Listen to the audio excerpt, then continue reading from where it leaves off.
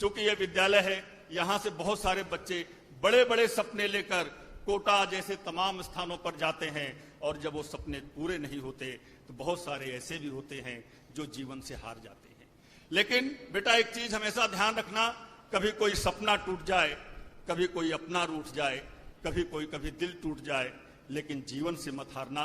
एक कविता पढ़कर, चूंकि मैं शिक्षक हूं, अपने शिक्षक धर्म का पालन करना चाहता हूं और साहित्य धर्म का भी पालन करना चाहता हूं। एक कविता पढ़ता हूं, बिल्कुल इसको सुनिएगा कि चाहे टूटे स्वप्न अनेकों, अश्रु नयन में कभी न भरना। चाहे टूटे स्वप्न अनेकों, अश्रु नयन में कभी न भरना, कुछ और बड़ा पाना तुमको, पथ पर आगे बढ़ते रहना। और कितनी कठिन घड़ी फिर आए, तूफान चले या घन छाए, घोर निशा हो दिन पर भारी, और दिवाकर भी छिप जाए, लेकिन हे प्रिय खगकुल शाही, नभ छाती पर कलरव करना, चाहे टूटे स्वप्न अनेकों, अश्रु नयन में कभी न भरना।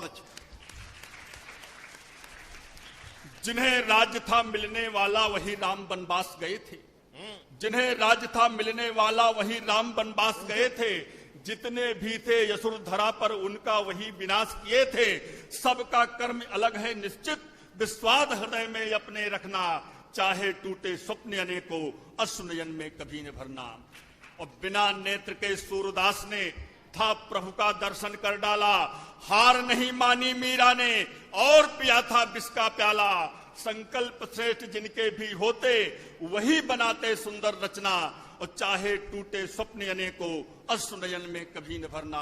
और अंतिम पंक्तियां पढ़ता हूं कि चुभन सूल की सहने वाले प्रसून गुलाब का चुनते हैं, चुभन सूल की सहने वाले प्रसून गुलाब का चुनते हैं, और उन्हीं की गाथा को हम युगों युगों तक गुनते हैं। आशा के है दीप पुंज तुम, अंधकार से कभी न डरना, चाहे टूटे स्वप्न अनेकों, अश्रु नयन में कभी न भरना। बहुत बहुत धन्यवाद।